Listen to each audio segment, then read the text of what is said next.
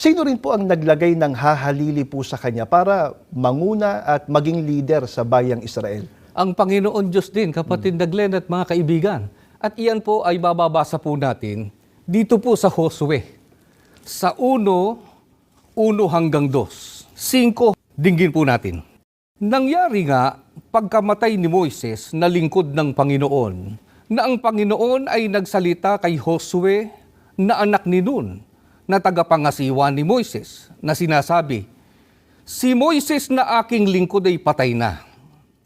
Ngayon nga'y tumindig ka, tumawid ka sa hordang ito, ikaw at ang buong bayang ito, hanggang sa lupain na aking ibinibigay sa kanila, sa makatwidbagay sa mga anak ni Israel.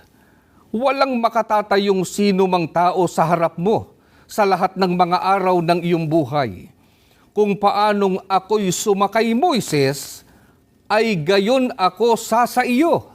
Hindi kita iiwan, ni pababayaan kita." Mga kaibigan, pagkamatay po ni Moises, ang Panginoon Diyos din po ang pumili ng hahalili sa kanya para pangunahan ang bayang Israel doon. At ang pinili nga niya, kapatid na Glenn, ay ang lingkod niyang si Josue. Opo.